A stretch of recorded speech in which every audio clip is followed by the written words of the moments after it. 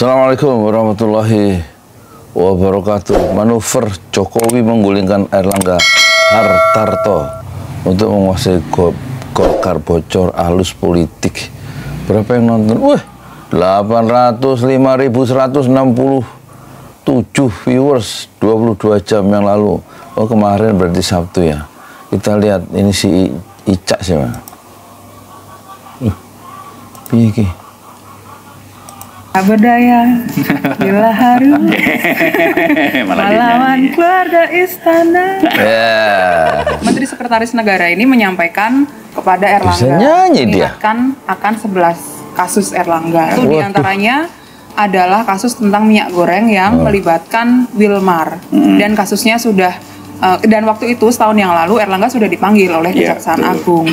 Pratikno menyampaikan bahwa ada baiknya Airlangga untuk mundur sebagai Ketua Umum Golkar, bukan sebagai Menteri ya, tapi sebagai Ketua Umum Golkar. Sabtu malam, makanya kan beredar kabar di Minggu pagi. Caranya gitu ya? Mundur di Sabtu malam. Ternyata peristiwanya adalah diminta surat pengunduran diri jam 23.55 kalau nggak salah. Dia diberi deadline untuk mundur di hari sebelum jam 24.00. Petinggi partai ini memang teridentifikasi sebagai operatornya istana juga. Dalam hal ini, dia tidak membawa kepentingan partainya saja, tapi juga kepentingan istana atau kepentingan Jokowi. Copo. Politik ini. Jangan-jangan nanti orang-orang itu balas dendam ya ke Jokowi. Daftar-daftar dosa Jokowi itu akan diburu nanti oleh pencari keadilan setelah kekuasaan itu lengser atau proteksi politik untuk Jokowi itu lenyap ya. Tampaknya ini suatu tradisi baru yang buruk ya, bagaimana saling menyandera, saling balas dendam terhadap penguasa ya. Pak Harto begitu diburu dulu, Bung Karno juga diburu ya oleh lawan-lawan politiknya setelah mereka itu lengser ya. Rikang Pramono, Ustadz Afri. Ini bagus ya. Jumpa lagi bersama kami di Bocor Halus Politik bersama saya Stefanus Pramono, gua Husein Abri Dongoran, dan Francisca Krisnasana. Hai guys. Buat teman-teman yang belum subscribe, silahkan klik tombol subscribe. Udah subscribe awal. Dan buat teman-teman yang ingin membaca laporan Tempo, silahkan klik di link yang ada di deskripsi di bawah ini. Bagi kalian juga yang pengen baca laporan Tempo versi cetak, kalian bisa beli di marketplace yang linknya juga ada di deskripsi ya. Main apa kita hari ini? Bentar Bram, banyak tamu di sini. Kita sebutin satu persatu. Kita ada tamu dari PKBI, Persatuan Keluarga Berencana Indonesia, Perkumpulan Keluarga Berencana Indonesia, dan juga alumni SMA 2 Negeri Lampung. Jauh-jauh dari sini dari Lampung. Luar biasa ya. Ya, banyak masyarakat yang juga ingin menyaksikan Bocor Halus Tempo ya. Silahkan kontak lewat atau DM Instagram Bocor Halus Politik. Ya. Piala kita nambah nih kan? Piala kita nambah. Oh ya, ada kabar baik. Mungkin ada teman-teman yang belum tahu ya. Bocor Halus Politik baru saja mendapatkan Udin Award 2024 dari Aliansi Jurnalis Independen Indonesia, dan Udin Award ini diambil dari nama seorang wartawan Bernas ya, Muhammad Syarifuddin di Yogyakarta yang tewas dibunuh ya pada 96 ya, dan tentu saja kasusnya sampai sekarang belum tuntas, belum terungkap. Jadi Husein, terkait dengan kaca lo yang kemarin itu dipecahin, ya udahlah, nggak usah ngarep lah pelakunya ketangkep ya. Banyak zikir aja kita. Udah diganti sama Pram kan kacanya. Ya, dan yang pasti apa yang kami capai selama ini tidak akan lepas dari publik. Terima kasih atas dukungan teman-teman semua. So, main apa kita? Di hari Minggu dan Sabtu, atau Sabtu dan Minggu itu ada yang sangat rajin menebang pohon, Pram. Bukan digergaji lagi, tapi langsung ditebang ya. Ditebang, habis itu diukir ya. Sudah diukir, sudah ketahuan siapa yang megang ini, siapa yang megang. Sudah ada namanya berarti ya. Tinggal dipernis saja, selesai berarti ini sebenarnya. Oke, tapi ini menarik ya, bagaimana partai yang sudah puluhan tahun, lebih dari 50 tahun berdiri terus kemudian ditebang begitu saja. Gimana ceritanya? Mainkan, Cak. Jadi 2 minggu terakhir itu ada tsunami di Golkar gitu ya, yang mungkin publik membaca bahwa kemunduran Erlangga itu dibacakan di hari Minggu, tapi ternyata tsunami itu sudah terjadi 2 minggu terakhir ketika Prabowo sedang lawatan ke Eropa waktu itu.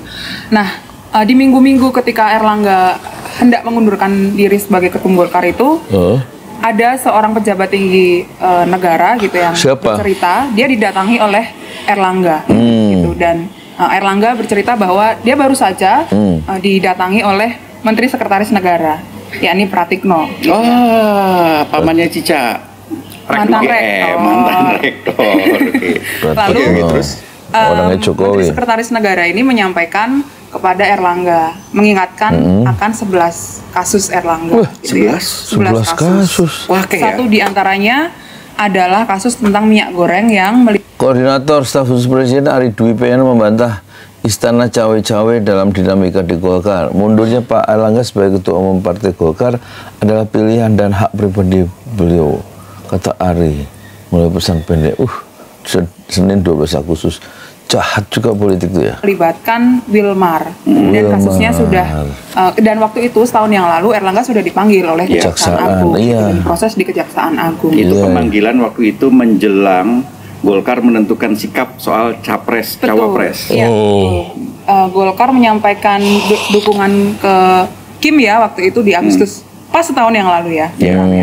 Nah di tengah pertemuan itu Pratikno kemudian menyampaikan bahwa hari Selasa nanti gitu ya, berarti Selasa ini gitu ya. Pratikno itu orang loyalis Jokowi dan operator dari keinginan-keinginan politik Jokowi ya, sehingga nanti kalau Jokowi ditanya soal tertentu dia akan bilang nggak tahu. Ya tentu saja nggak tahu, tapi operator-operatornya yang bekerja, bukan dia sendiri ya, operator Jokowi. Salah satunya adalah Pratikno, mantan rektor UGM, satu alma mater dengan Jokowi.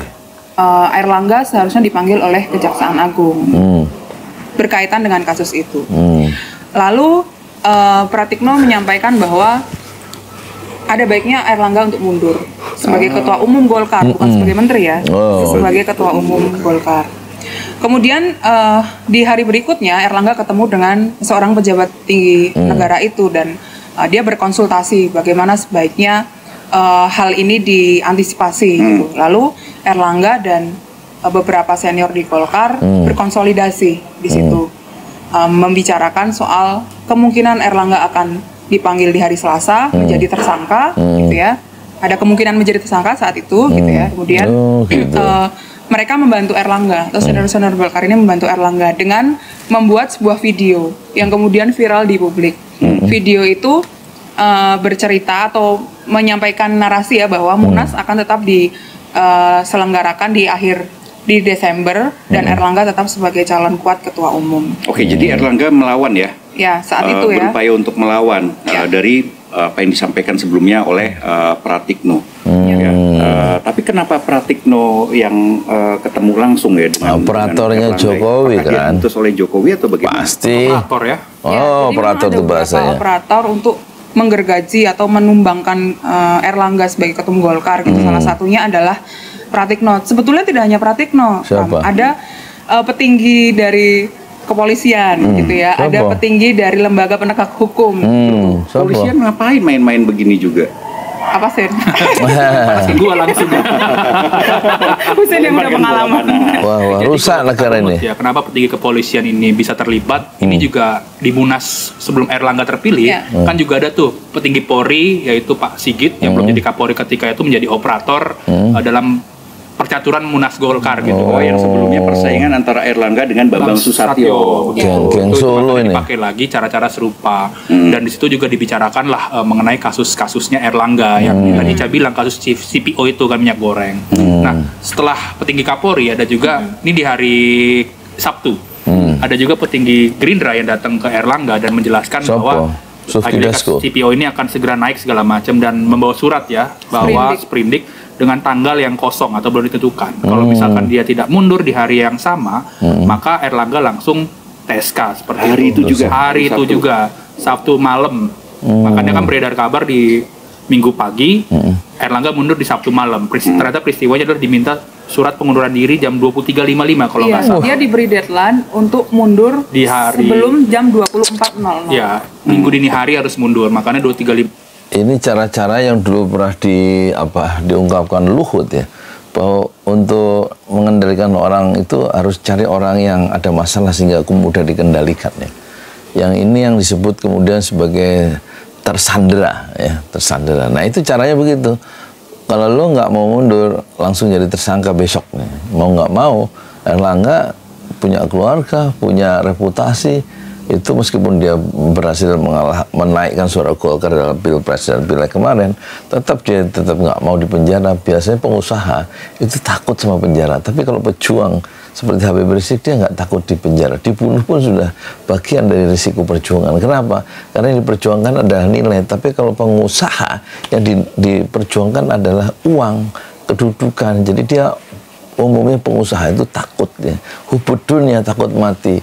Ya, wakarohiyatul maut, benci kematian ya. Hubud dunia, cinta dunia yang berlebihan. Tapi kalau Habib Rizik, dia tidak cinta dunia dan dia tidak tidak takut mati ya. Karena tujuannya adalah syahid fisabilillah. Berbeda. Jadi kalau pejuang agama atau pejuang nilai di penjara itu justru sebuah kehormatan, sebuah kemuliaan di mata masyarakat. Tapi seorang koruptor, orang yang memburu dunia masuk penjara, itu adalah satu kehinaan di hadapan Allah dan juga di hadapan manusia. Dan tampaknya Erlangga nggak mau masuk penjara karena dia memang cinta dunia, pengusaha yang selalu memburu kesenangan dunia dan juga posisi-posisi politik untuk memperteguh atau memperbesar skala bisnisnya di masa depan karena kedekatannya dengan penguasa. Dan orang yang dekat dengan penguasa, orang yang dekat dengan materi, cita-cita terbesarnya adalah materi, penguasaan aset, maka dia sangat takut dengan penjara. 55 dia tekan lah surat itu, Pak. 23, Kenapa 55. Partai lain itu harus ikut-ikutan ya dalam hal ini ya? Maksud gue, kan ini kan kasus hukum. Ya udah sih kalau emang Erlangga bersalah ya jadikan tersangka aja gitu loh. Selesai sampai di situ. Tapi kenapa kemudian harus dimundurkan, harus mundur. Terus kemudian juga harus ada petinggi dari partai lain yang kemudian menyampaikan lu harus mundur sebelum hari berganti. Begitu kan? Iya. Kenapa kemudian harus sampai seperti dari Gerindra tadi ya? Petinggi partai ini memang teridentifikasi sebagai operatornya istana juga. Jadi memang dia tidak bekerja dalam hal ini, dia tidak membawa kepentingan partainya saja, tapi juga kepentingan istana atau kepentingan Jokowi. Ini nggak boleh di-spill namanya. Busen aja kalau itu. ini apa namanya di hari Jumat juga kan, ada pertemuan juga ternyata antara Jokowi, Prabowo dan Erlangga ya seperti itu. Jadi negeri ini negeri para elit ya, pemilik elit. Rakyat itu dijadikan bemper, rakyat itu dijadikan basis argumentasi saja dan tidak dibela hak-haknya, tidak dibela kehidupannya supaya sejahtera, supaya makmur, supaya bisa sekolah, supaya bisa cari kerja. Enggak. Mereka itu menguasai aset-aset negara ini. Siapa ya? Orang-orang partai politik itu dan konco-konconya dan penguasa-penguasa, termasuk penegak hukum yang merawat kekuasaan. Itulah yang memiliki negara itu. Kekayaan akan beredar ya di sekitar lingkaran mereka saja dan harus dicegah dalam perspektif Islam. Etik Islam adalah etik keadilan ya, dan itulah yang harus diperjuangkan oleh Anies Baswedan dan juga orang-orang yang memburu atau yang berjuang pada level tataran nilai. Tetapi tampaknya momentum belum saatnya tiba untuk orang-orang seperti Anies Baswedan dan kawan-kawannya. Jadi dibicarakanlah soal permintaan Erlangga untuk mundur kan, tapi Prabowo di situ hanya diam saja, hanya mendengarkan segala macam. Lebih slow down lah dia soal gejolak di partai lain seperti itu. Oke, apa yang dibicarakan dalam pertemuan tiga orang ini, Jokowi, Prabowo, dan Erlangga? Erlangga diminta mundur kan, dijelaskan bahwa ini ada kasus segala macam, lalu juga ya harus mundur dalam waktu dekat lah seperti itu. Dan kenapa kepentingan Jokowi di sini? Karena kan dia pengen jadi ketua dewan pembina ya. Ini seperti di podcast 4 bulan yang lalu yang sudah pernah kita spill habis-habisan di situ ya, Pran. Iya, jadi memang soal Golkar ini sudah kami tuliskan sebelumnya dan juga muncul di Bocor Halus ya. Waktu itu kita sebutkan bahwa kandidatnya Bahlil gitu, terus kemudian Erlangga terancam mundur dan ada upaya dari istana untuk mengambil alih Golkar, dan ternyata kejadiannya sekarang gitu ya. Tapi sebagai background Pram ya, pemanggilan Jokowi ya, pemanggilan Erlangga oleh Jokowi dan dihadapkan dengan Prabowo itu dilakukan setelah video konsolidasi senior-senior Golkar bersama Erlangga itu muncul atau viral di media sosial gitu. Jadi saat itu ketika Erlangga melawan, kemudian istana langsung memanggil gitu. Jadi yang langsung bekerja ini istana nih, atau Jokowi. Jokowi langsung. Iya. Dan sebelum pertemuan itu ada pertemuan Jokowi dan Bahlil. Sempat fotonya viral juga tuh Jokowi Bahlil. Soal Bahlil kita simpan nanti ya, karena kita juga pernah menyebutkan soal Menteri Bahlil nih kan berkali-kali. Nah, cuman ketika sudah dipanggil itu akhirnya Erlangga tak berdaya dong. Tak berdaya bila harus melawan keluarga istana. Suaranya empuk. Tapi setelah dipanggil Jokowi, Erlangga nggak langsung mundur. Dia kan tadi kan ada petinggi Gerindra yang datang, dan akhirnya di Sabtu itu baru dia menaikkan surat pengunduran diri sebagai ketua umum Golkar. Dan di hari Minggu pagi barulah dia membuat video yang viral kemana-mana, kan menyatakan bahwa untuk dia mundur demi keutuhan partai dan lain-lain begitu Erlangga. Ya itu sebenarnya kan keutuhan partai lah, apa yang nggak utuh gitu. Kalau kita melihat sebenarnya Erlangga kan juga ada prestasi ya. Dia membawa Golkar kursinya naik. Di pileg ini ya. Di pileg gitu. Dan juga membantu memenangkan Prabowo Gibran. Tapi memang kasus hukumnya itu yang kemudian membuat dia menjadi lebih mudah ditekan. Dan Erlangga juga bermanuver di awal-awal yang tadi bilang kan dia kursi DPR naik, kan dia mengumpulkan DPD di Bali, lalu juga dia mendekati dengan partai Golkar gitu kan, itu juga mendukung Erlangga dan lain-lain tuh. Tapi gara-gara ada manuver gitu ya di Sabtu Minggu ini. Untung ada bocor arus politik ya, satu jurnalisme investigasi yang tidak mengenal lelah ya, dari jurnalis Tempo yang bergairah ya, sehingga kita sebagai publik bagian dari civil society itu mendapatkan satu informasi atau realitas yang hampir sempurna karena kerja-kerja jurnalistik mereka yang sangat luar biasa ya. Setidak-tidaknya tradisi intelektualisme Tempo yang dulu dibangun adalah tradisi yang selalu menjaga jarak dengan kekuasaan atau yang selalu menegur penguasa yang melenceng dari cita proklamasi. Oleh karena itu pemberian anugerah Udin Award oleh AJI ya, Aliansi Jurnalisme Independen Indonesia itu sudah layak, sangat layak ya, bahwa Udin atau Syafruddin yang tewas dibunuh tahun 96 tampaknya oleh aparat, karena aparat tidak suka dengan upaya-upaya Udin atau Syafruddin membongkar kasus-kasus yang melibatkan mereka. Betul-betul semangat itulah yang diteruskan atau menginspirasi atau yang memang diperlukan ya oleh orang-orang yang bekerja di kalangan jurnalis ya, di kalangan ini istilahnya pembebas ya masyarakat dari kezaliman penguasa. Dan tampaknya bocor arus politik dari Tempo dengan tempo.co-nya ini luar biasa ya, membuat kita mendapatkan semacam side argumen ya, argumen tandingan daripada framing yang dibentuk oleh mainstream yang sudah, media mainstream maksud saya, yang sudah juga dikendalikan oleh penguasa dengan uang mereka yang besar itu, atau dengan tekanan intimidasi karena masalah-masalah tertentu dari lembaga atau orang yang mudah dikendalikan itu pada akhirnya. Ini semuanya berbalik gitu, Pram. Tapi juga tadi Pram bilang kan soal Golkar ini membantu pemenangan Prabowo Gibran ya, tapi di Gerindra itu melihat sebaliknya. Golkar itu tidak atau kurang signifikan berperan untuk memenangkan Prabowo Gibran. Karena faktor lagi-lagi kursi DPR-nya Golkar itu lebih tinggi dibandingkan Gerindra. Ya itu juga sudah pernah kita ulas sebelumnya ya. Semuanya berkaitan, Pram. Gerindra punya kekesalannya pada Golkar gitu kan. Kursinya naik sementara Gerindra tidak naik signifikan gitu kan. Dan udah gitu mintanya banyak pula ya kan.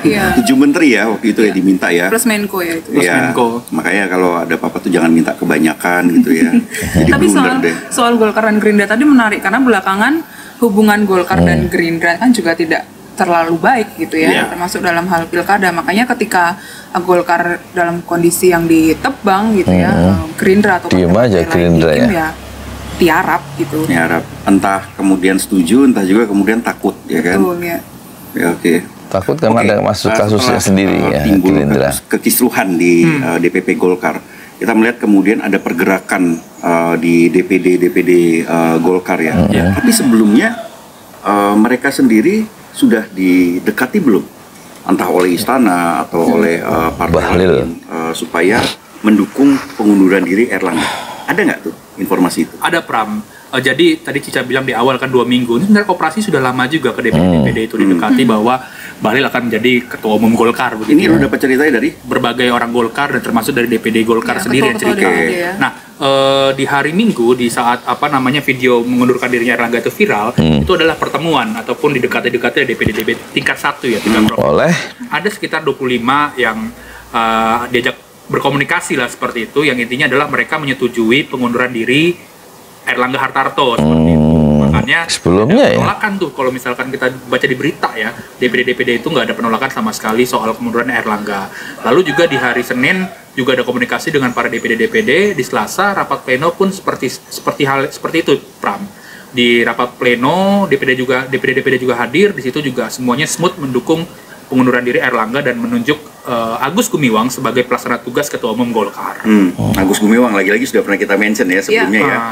Oke, terus habis itu kenapa mereka bisa berbalik begitu cepat mendukung Bahlil Lahadalia? Karena di Golkar itu membaca arah angin ya. Arah angin atau enggak komisaris utama di Golkar. Komisaris utama di Golkar itulah presiden. Nah, mereka membaca kalau misalkan ini sudah gerakan kekuasaan, mereka harus itu, nggak mungkin mereka melawan kekuasaan.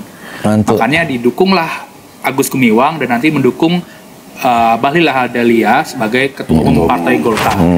Gitu, Pram. Nah, ini fresh from the oven nih, Pram. Jadi sebelum tapping ada ketua DPD di satu tempat yang nelpon dan dia menceritakan kondisi yang terjadi 2 minggu belakangan. Gimana ceritanya?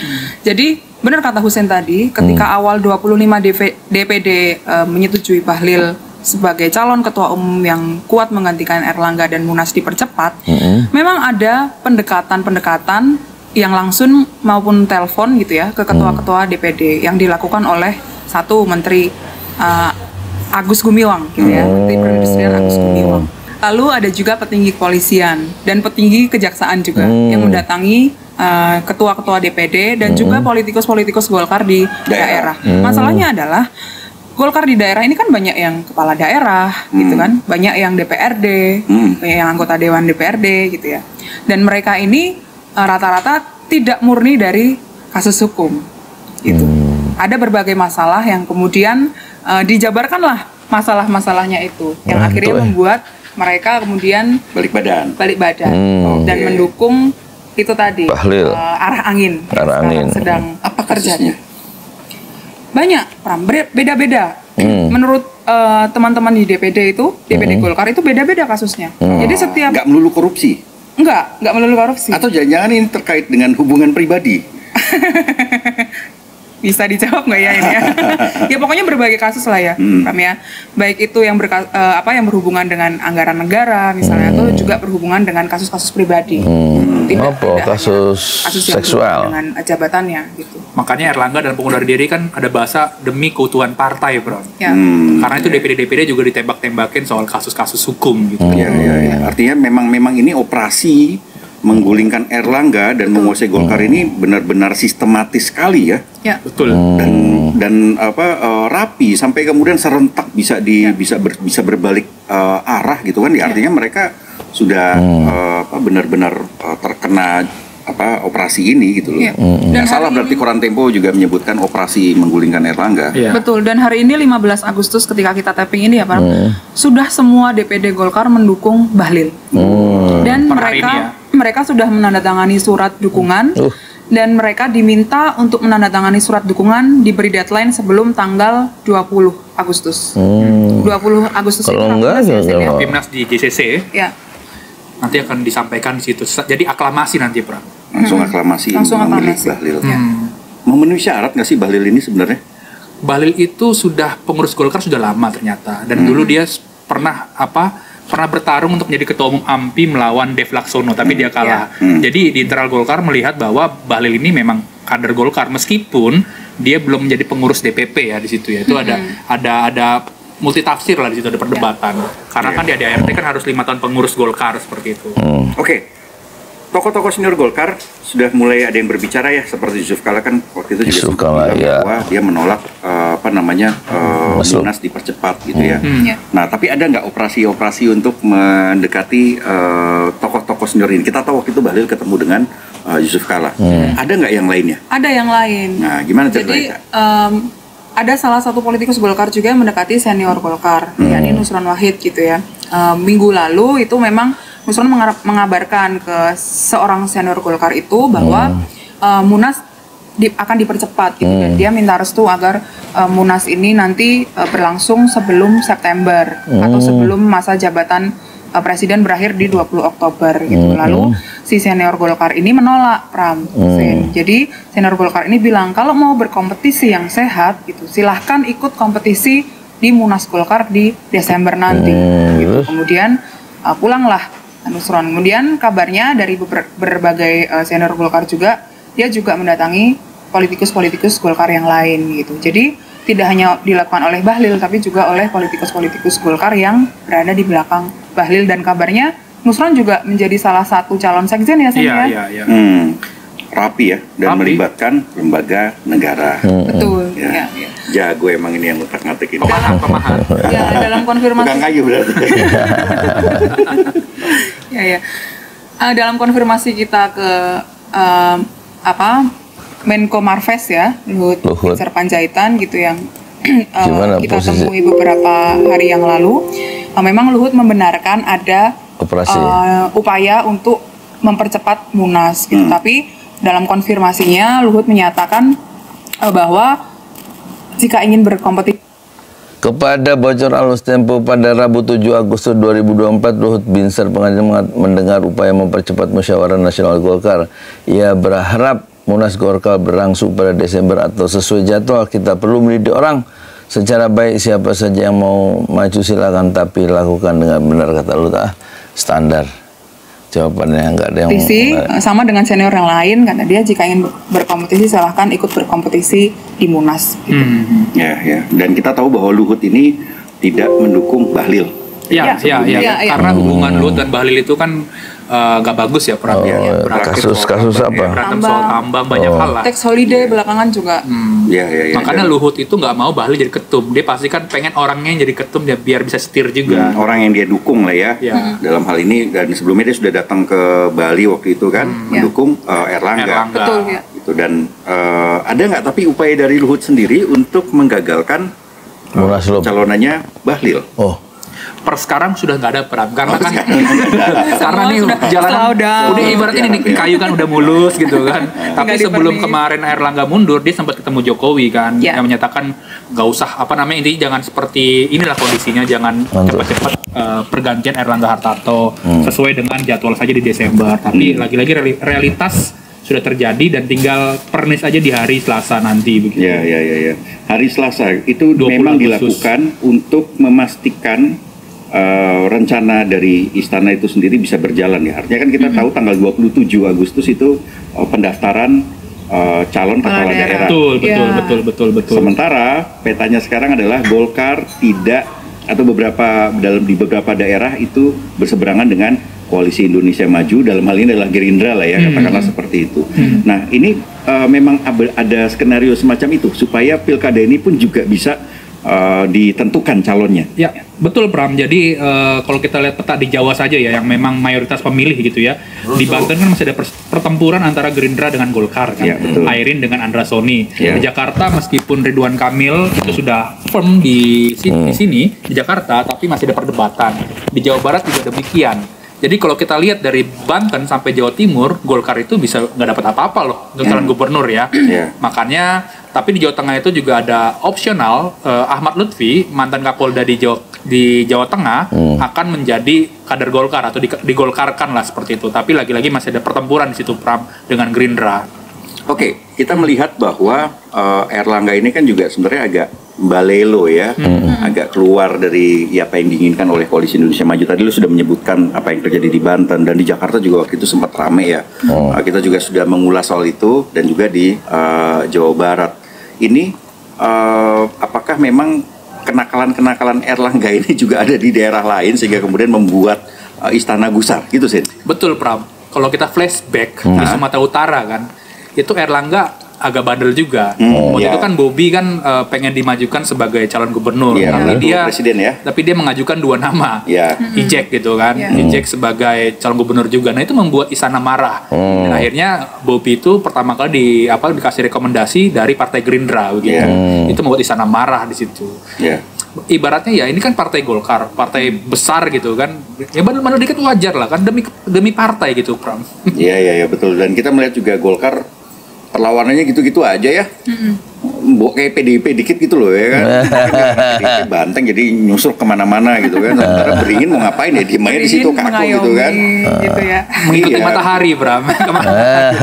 Kurang seru ya gak sih Golkar ini. Nggak ada orang yang hebat-hebat ini ya kan. Golkar kan politikus-politikusnya dikenal lincah ya, kita tahu kayak misalnya Setia Novanto dulu kurang jago apa manuvernya ya kan. Nah, sementara sekarang ini tiba-tiba gitu loh, mendelep semua.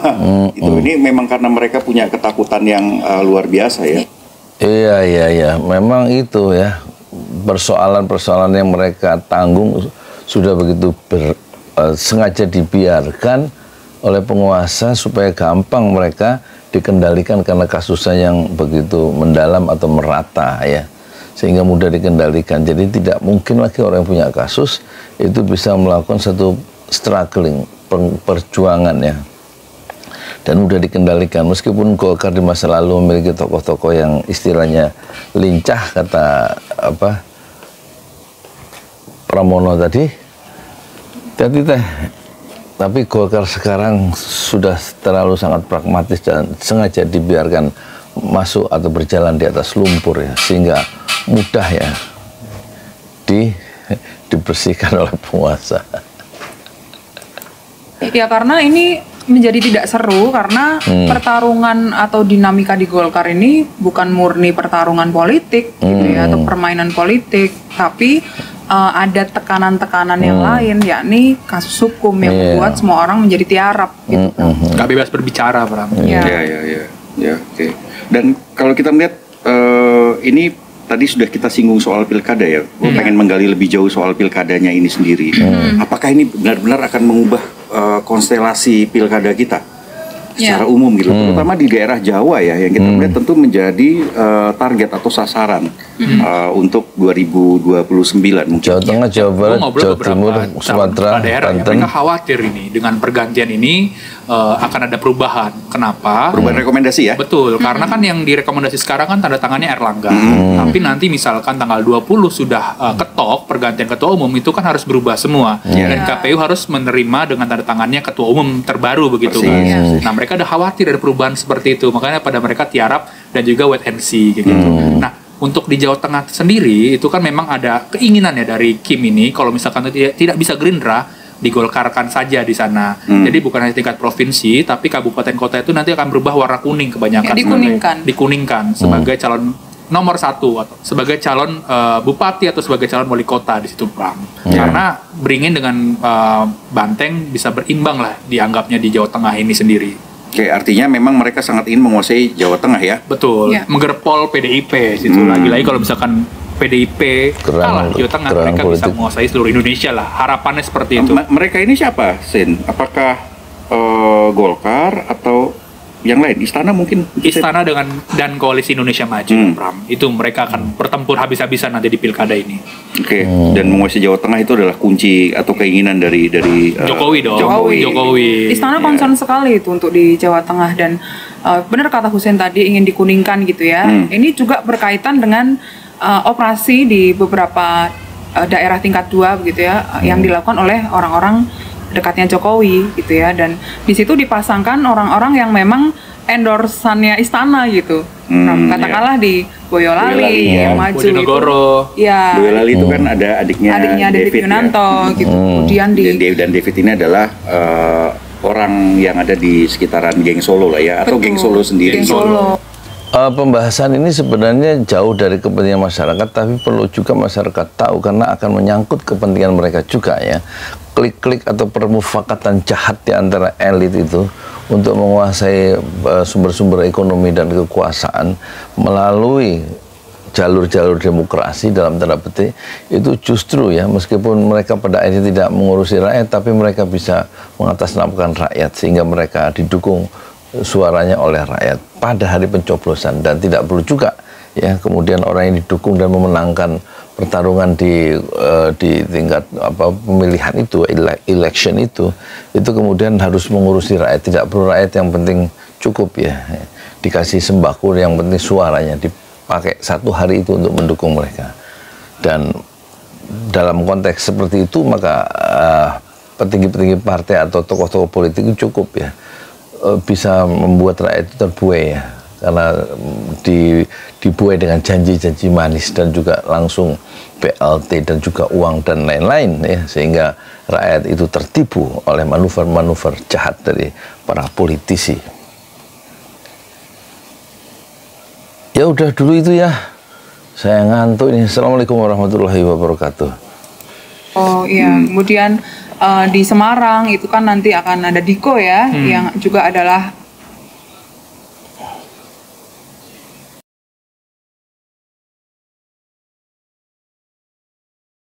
ini bocor halus partai part 2 ya.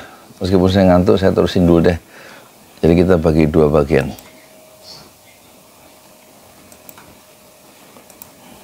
Sahabatnya Gibran gitu. Lalu di Karanganyar ini jadi penting ini Karanganyar, Pram, karena Karanganyar itu nanti akan jadi tempat rumah pensiunnya Jokowi di Colomadu begitu kan. Dan calon bupatinya itu yang kuat juga adalah dari ketua DPC-nya Golkar. Ada kekhawatiran juga berarti ya setelah pensiun presiden kita ini punya kekhawatiran terhadap bupati nantinya gitu, masuk di sana ya. Presiden bisa jadi IMB-nya dipersoalkan gitu kan. Tiba-tiba merah yang menang di sana, Pram. Ya bisa jadi ya kan. Tapi ini juga, Pram, kenapa juga istana penting di Jawa Tengah ya, atau melawan PDIP? Karena meskipun mereka menang di Pilpres, istana tuh masih menganggap kalah dalam pileg, karena kan juara pertamanya lah PDIP. Betul. Itu masih ada, makanya pengen sekarang lah istilahnya game terakhir kita habisin atau kalahkanlah calon-calonnya PDIP begitu. Ya. Dan PDIP sudah sangat aware soal kondisi ini ya kan.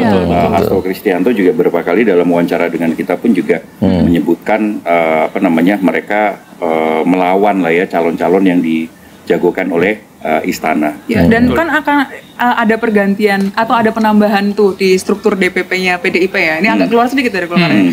Yang komposisi orang-orang yang ada di DPP PDIP itu yang modenya itu menyerang gitu. Striker semua, Misalnya contohnya Deddy Sitorus, Ahok sendiri, Ahok gitu ya. Banyak lah pokoknya di situ yang jadi striker. PDIP berani ya menyerang terus ya. Ya di satu titik agak slow down, di titik lain dia menyerang. Tarik ulur ya kan. Ya beda dengan Golkar, maksudnya Golkar langsung berapa banyak yang menyuarakan penolakan terhadap pengunduran diri Erlangga. Cuman Pak JK doang kan sejauh ini ya. Sejauh ini Pak JK, setelah itu tiarap lagi kan, gak ada suara-suaranya lagi. Iya betul. Nah, apakah ini juga akan berpengaruh pada partai-partai lain? Ya, dan kita melihat kayak Jakarta kan, kita di laporan utama kita sebelumnya sudah disebutkan bahwa PKS, Nasdem, terus PKB itu ada kekhawatiran soal pergantian atau mereka mengadakan Munas ya, dan ini bulan Agustus juga. Mereka ada kekhawatiran bakal dicopot, ya kan, bakal dimainkan, digoyang lah. Kita tahu kayak PKB kan digoyang sama PBNU gitu ya. Nah ini kira-kira akan berpengaruh nggak pada konstelasi pilkada? Iya, teman-teman di Nasdem itu kemarin setelah kejadian Golkar itu kemudian mereka ngontak gitu ya, Pramya, dan cerita, wah ini gawat ini kalau misalnya merembet ke partai-partai lain gitu. Jadi kita di Nasdem harus slow down dulu gitu. Dan mereka kan akan kongres di akhir Agustus nanti kan. Bisa jadi di internal Nasdem sendiri kan juga sedang ada pertarungan menggantikan ketum gitu ya. Ada beberapa calon yang kemungkinan akan bisa saja naik gitu ya. Nah itulah yang dikhawatirkan. Di PKB juga kan sudah dikulik-kulik oleh PBNU kan beberapa waktu belakangan gitu. Ya, dan kita melihat Surya Paloh pun juga ini sudah ditulis di laporan utama majalah Tempo Surya Paloh pun agak ketar-ketir dengan kasus hukum yang menyeret namanya. Namanya dia itu yang kasus SEL itu ya. Iya, yang ada hubungannya dengan SEL. Jadi partai-partai memang takut semua nih Pram soal SK nanti terakhir. Apalagi nanti ada isu bahwa Menkumham mau diganti kan. Kalau misalkan benar dijabat oleh kader Gerindra, lebih takut lagi mereka. Iya. Dan kalau kita melihat posisi Jokowi ini justru semakin kuat. Akhir ini semakin kuat justru ya, semakin ditakuti gitu ya, dan partai-partai gitu semakin nekat ngedrop gitu, nggak berani gitu. Dan tesis bahwa di akhir jabatan ditinggalkan partai itu udah nggak ada lagi Pram sekarang Pram. Ya, tapi nanti setelah tidak jadi presiden, makanya butuh Golkar. Butuh Golkar ya kan. Kalau menduduki posisi penting di Golkar gimana? Nah iya betul sih. Dan posisi Gibran sendiri akan seperti apa di Golkar? Nih Pram, ini fresh tadi sebelum tapping juga banyak telepon gue kan. Jadi di internal partai Golkar sekarang ini nama Gibran menjadi perbincangan. Apakah dia akan masuk menjadi pengurus atau sebagai calon ketua umum? Tapi ada hambatan di sini karena Gibran yang pertama adalah masih kader PDIP, belum ada pemecatan dan belum ada surat pengunduran diri dari Gibran itu sendiri. Dan yang kedua, kalau misalkan dia mau maju sebagai ketua umum, belum itu pengurus. harus jadi 5 tahun pengurus kan, Pram? Gak mungkin misalkan dia tiba-tiba besok keluar dari PDIP, aturannya sebagai pengurus Golkar. Biasanya kan begitu Pak Jokowi. Nah ini akan menjadi dinamika tersendiri lah. Nah konon kabarnya, kalau misalkan Bahlil ini jadi ketua umum, itu akan mempersiapkan Gibran untuk menjadi ketua umum selanjutnya. Itu menjadi pertimbangan orang-orang Golkar saat ini begitu. Dan manuver-manuver Gibran ini sudah berjalan sekitar 2 bulan lalu. Di beberapa titik-titik orang-orang Gibran juga mendekati partai Golkar dan lain-lainnya begitu. Untuk test the water saja. Karena ada juga tuh poster Gibran sebagai calon ketua umum Golkar gitu ya. Gimana? Viral di media sosial ya. Betul, dan setelah kita cari tahu siapa pembuat poster itu gitu, ternyata itu geng Solo. Memang yang mengedarkan itu gitu ya, dan yang menginginkan Gibran menjadi calon ketum, calon kuat ketum. Dan kita ya Sen ya, beberapa bulan lalu ngobrol gitu dengan petinggi seru gitu ya, yang dia berdiskusi dengan Gibran gitu, dan ada kekhawatiran Gibran jika dia tidak di-backingi oleh partai besar gitu ya. PSI bukan partai besar ya. belum. Ketika dia tidak di-backingi oleh partai besar gitu, posisinya dia sebagai wapres nanti tidak strategis secara politik. Kalau misalkan kita runut ke belakang ya Pram ya, kalau misalkan wapres nggak punya backing partai akan seperti Ma'ruf Amin sekarang kan. Iya. Pidato doa kan. Murni murni sebagai ban serep gitu. Sementara Gibran tidak mau pada posisi itu. Dia mungkin akan mau seperti JK kan, punya bargain power di eranya SBY bisa menekan, di eranya Jokowi juga bisa seimbang lah dengan presiden begitu kan. Artinya dia cemas dong Gibran ini. Ya kan? Punya kecemasan kalau dia kemudian tidak punya partai, ya artinya nggak bisa ngapa-ngapain. Betul. Banyak orang bilang seperti itu, dan makanya strateginya adalah mempunyai partai yang bisa mengendorse atau nggak mendukung dia nanti di pemerintahan yang baru gitu, Bram. Pun akan menyulitkan jalan dia untuk berkontestasi di 2029, Bram. Kalau dia tidak punya cantolan partai. Betul. Partai yang terbuka sekarang hanya Golkar. Hanya Golkar. Ya. Tapi Sen, kalau kemudian tadi ada halangan, menurut gue itu bukan halangan sama sekali. Kan lu tadi berbicara soal ADART. Nah, ADART-nya dirubah. Menjabat sebagai pengurus gitu ya, dan setelah sekian lama gitu. MK aja bisa diubah, Mahkamah Konstitusi bisa diubah. Itu tinggal diubah aja. Kan? ADART nanti ketika Munaslup diubah aja sedikit aja, dan itu kan memungkinkan Gibran untuk maju sebagai dicoret yang 5 tahun itu. Lu pikir aja lah, kalau konstitusi aja bisa dikangkangin begitu, apalagi ADART partai ya kan? Sesimpel itu aja. Benar, Pram. Makanya tadi kan gue bilang bahwa kondisi saat ini seperti itu. Tapi kan kita lihat juga nanti di hari Selasa tanggal 20 Agustus.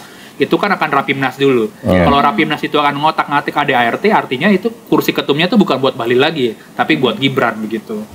Itu harus dilihat di situ sih, Pram. Jadi ada peluang Bahlil akan mundur ya? Bisa. Kemudian membukakan jalan untuk Gibran. Itu pembicaraan saat ini ya. Kalau pesan gue sih, jangan ya Dek ya. Kenapa Dek? Punya kekuasaan enak, Pram. Bahaya ini. Iya. Dan ada kans juga Jokowi masuk sebagai ketua Dewan Pembina begitu kan, yang bisa saja mengubah ADART ketika dia menjadi ketua Dewan Pembina. Dan ini pernah kita tulis ya Sen ya? Pernah ditulis dan pernah di podcast yang 4 bulan lalu kok kita jelasin. ketua Dewan Pembina itu akan dijabat Jokowi. Bahkan sudah ada pembicaraan sudah ada lobby ke Abu Rizal Bakri. Ical bilang ya presidennya kan Pak Jokowi, saya ini rakyat biasa. Tapi sebetulnya sudah ada godaan juga ke Ical ya untuk jika posisi Ical yang sekarang ketua Dewan Pembina Golkar diambil oleh Jokowi, Kadin akan dikembalikan ke Golkar. Dalam hal ini dikembalikan atau diserahkan pada anaknya Abu Rizal Bakri. Anindya Bakri. Karena dulu ada pertarungan itu Anindya Bakri dan Arsyad Rashid waktu jadi ketua Kadin begitu kan. Dan Arsyad ya ada bantuan dari istana saat itu kan. Dan kita juga pernah menulis itu beberapa tahun yang lalu. Gila ya, ini semua begitu mudah diotak-atik, diatur gitu kan. Istana, ya. Bahkan partai nomor 2 terkuat di negara ini pun begitu mudah tumbang gitu loh dengan ya sentilan-sentilan dengan lembaran surat saja, ya kan. Kasus-kasus hukum dipanggil pada bla bla bla bla, selesai udah. Ya salah lu sendiri sih main-main kasus hukum juga ya kan. Iya, betul. Dan ini Pram, ada juga informasi dewan-dewan senior di Golkar tuh akan dikurangin. Jadi kayak dewan penasehat sama dewan pakar ya. Dewan penasehat itu kan dijabat oleh Luhut Binsar Panjaitan. Dewan pakar dijabat oleh Agung Laksono.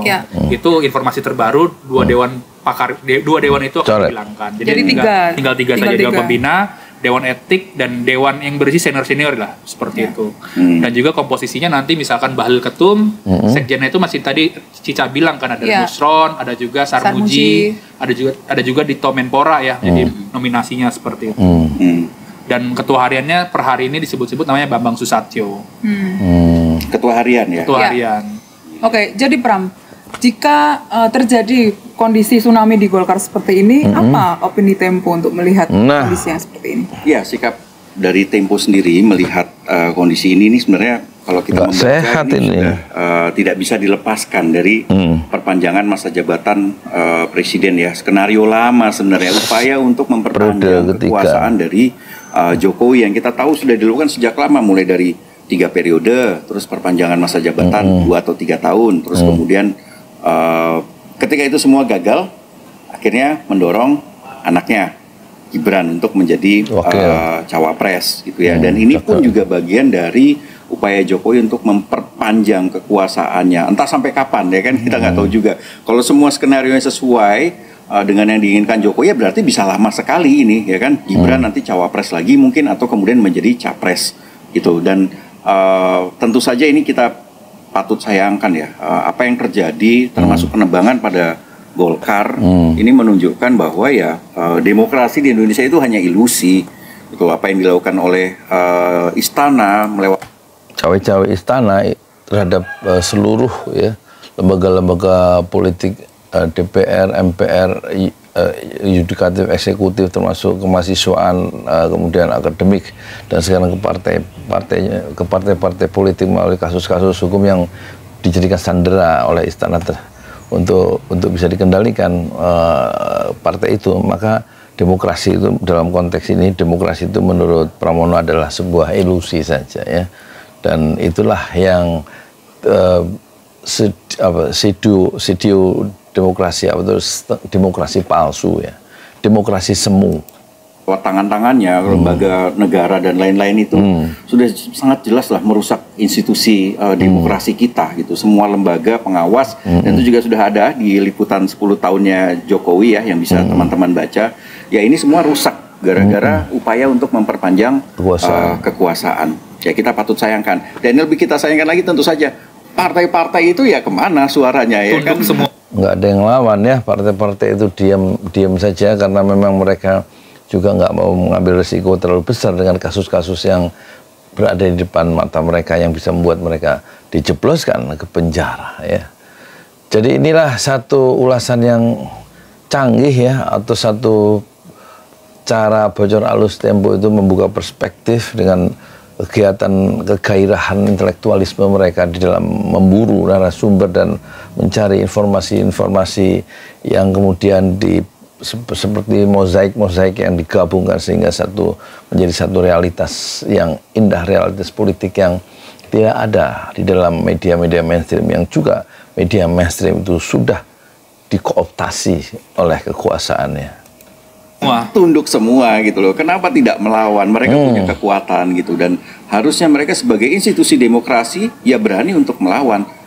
Kenapa mereka tidak melawan? Tentu saja karena pragmatisme politik yang ada dalam pikiran mereka hanya mempertahankan kekuasaan. Artinya apa yang dilakukan oleh Jokowi ini juga diduplikasi oleh partai-partai lain. Betul. Ya. Dan juga mereka sekarang wait and see, Pram, untuk kursi menteri selanjutnya kan. Kalau melawan, jangan-jangan mereka tidak akan jadi menteri begitu, atau jabatan-jabatan lain strategis. Ya. Ya. Oke, cukup ya kayaknya. Oke, saksikan terus Bocor Alus Politik hanya di YouTube Tempo.co, dan kalian juga bisa mendengarkan di Spotify Bocor Alus Politik. Bye-bye. Bye. Ya, bagus ya, satu karya jurnalisme yang nyaris tuntas, detail, dan membuka perspektif sebagai satu cara untuk melakukan edukasi, public edukasi, mendidik bangsa melalui perbincangan yang sangat sederhana tetapi sangat bernas. Assalamualaikum warahmatullahi wabarakatuh.